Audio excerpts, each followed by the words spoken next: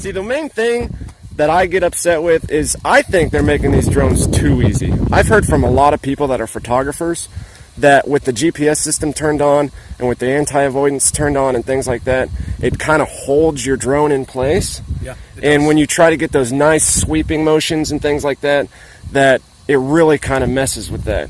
And so a lot of people that are actually photographers and using this for photography and getting good videos and stuff, they turn all that shit off. They don't need any of that technology. That's largely how I use mine. I'm not into the drone racing or the recreational side of it. I primarily use this and the other aircraft that I have for photography. Yeah. And so I've noticed that when you get into heavily wooded areas and you're trying to do some cinematic pass-throughs through trees and stuff, you have to turn all the obstacle avoidance off. Yeah.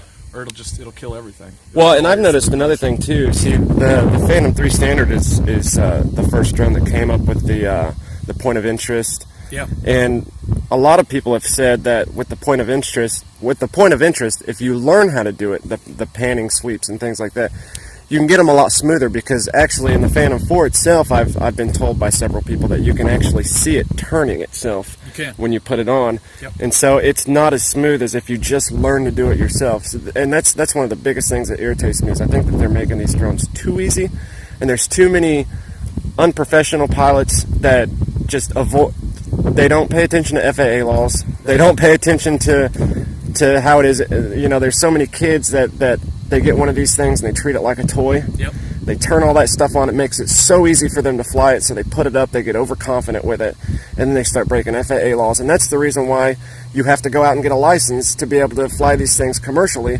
because there's so many people that have them now that they don't want so many unprofessional people going out there. There would be 1,000 drones in the air because everybody's making money off of it, and there'd be a ton of trouble, a ton of people getting hit by drones. To making them this easy is when you have folks that are a little bit more careless like that and don't abide by the regulations, it makes the rest of us look bad. Yeah. Right? Let's be honest. Yeah. With I was just up in Colorado last week, and there's signs posted all over the national parks. That's a no-fly zone. Oh, yeah.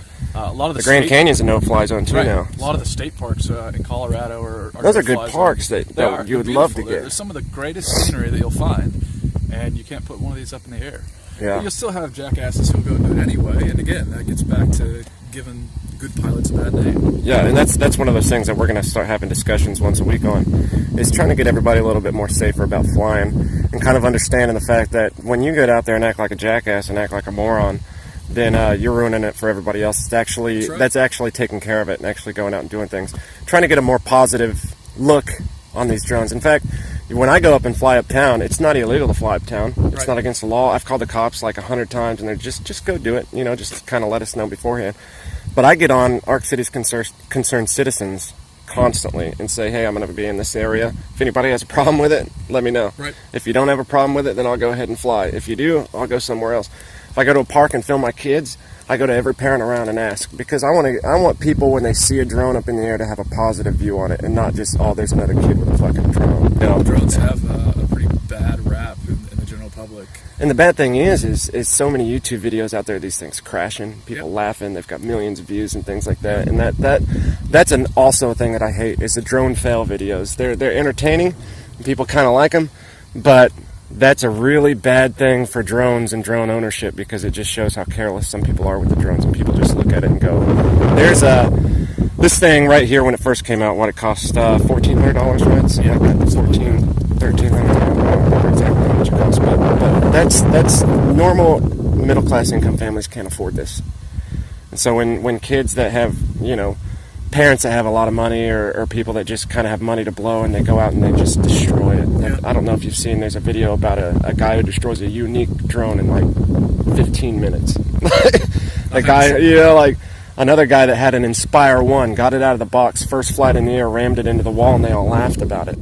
I would cry. Well, and you have a good point. Part of the responsibility and the reason that we take care to follow the laws and give concern to people around us is to part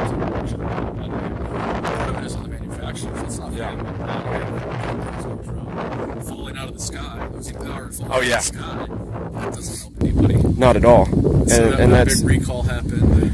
Well, and that's a huge thing with the manufacturers too. Is Right. DJI is one of those technologies that they were the first ones to really kick off the drone like craze for everybody, and everybody wanted a DJI. They had the most technology that you could get in a drone, and the most affordable with the most technology type of thing.